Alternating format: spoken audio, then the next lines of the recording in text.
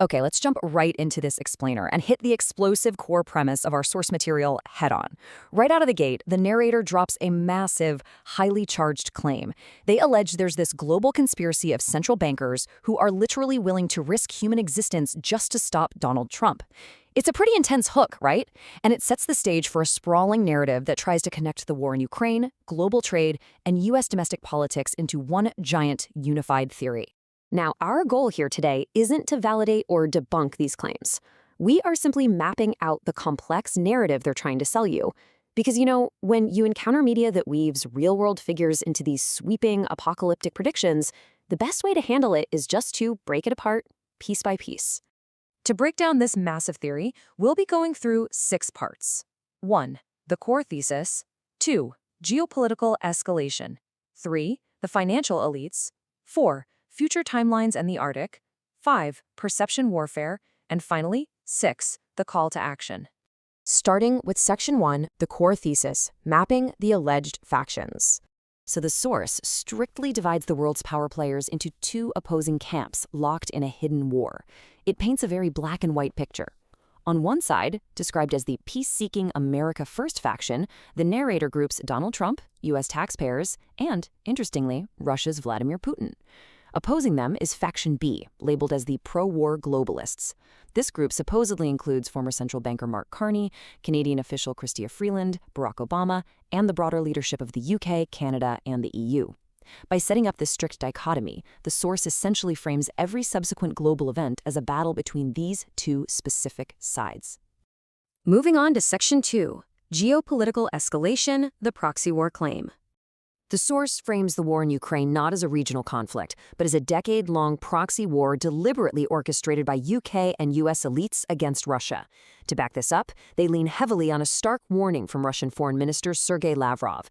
The narrator uses his quote to assert that the UK and France are actively provoking World War III. According to the video, these Western nations aren't just sending aid. They are supposedly providing Ukraine with the actual blueprints for long-range strike missiles and mapping Russian facilities for retaliation. The video argues this makes the British active combatants, deliberately pushing the world closer to the edge. The narrator alleges a stark contrast in motivations here. They characterize Trump as someone who stopped funding this proxy war to pursue peace. But on the flip side, the video claims European leaders are actively resisting peace. Why? Well, the source argues that Europe's green economies are failing and going bankrupt due to globalist trade policies and Chinese competition. So the narrator insists these European elites actually demand a state of permanent warfare, seeing military production as literally the only way to artificially save their floundering economies. It's definitely a massive leap in logic. That brings us to Section 3, the financial elites, the architects. Notice how the source uses a rapid-fire list of real affiliations, like heading central banks, to weave this completely unverified web of a coordinated globalist scheme. They present Mark Carney's resume, which includes chairing the Financial Stability Board and holding positions at the World Economic Forum and Chatham House, as concrete evidence of a grand conspiracy. The narrator frames Carney not just as a financial expert, but as the principal architect of a massive strategy to funnel global capital away from the public and directly into green technologies and permanent war. The source similarly profiles Carney's associate, Canadian politician Chrystia Freeland, by connecting her to Ukrainian economic development under Zelensky, the George Soros Open Society Foundation, and the Rhodes Trust, which, by the way, the video aggressively characterizes as a soft power institution for British intelligence. The narrator attempts to cement the idea of a deeply entrenched international elite network working in tandem against American interests. But how do they fund this alleged endless war if the public is against it? Well, the video claims these elites created a workaround, the Defense, Security, and Resilience Bank. Described as the former NATO bank, spearheaded by Carney in Canada, the source alleges this institution exists strictly to bypass democratic oversight. According to the video, because everyday citizens understandably balk at the idea of being blown up in a war with Russia, this secret bank allows elites to fund defense mobilizations through low-interest loans entirely in the shadows, deliberately excluding European voters and the United States from the process. Next up is Section 4, Future Timelines and Arctic Claims. This builds into the source's most unusual rhetorical technique, which is reporting on highly speculative future dates as if they're already historical fact. The narrator constructs an elaborate alternate timeline, stating that in August 2025, Putin and Trump hold talks in Alaska about a Bering Strait tunnel, supposedly sending European elites into a frenzy. It then claims that in March 2026, Carney retaliates by building Canadian icebreakers to defend the Arctic without the U.S., and that in May 2026, Barack Obama meets with Democrats in Canada to plan the U.S. midterms. By presenting future speculation as hard fact, the video is trying to make its conspiracy theory feel absolutely inevitable to the viewer.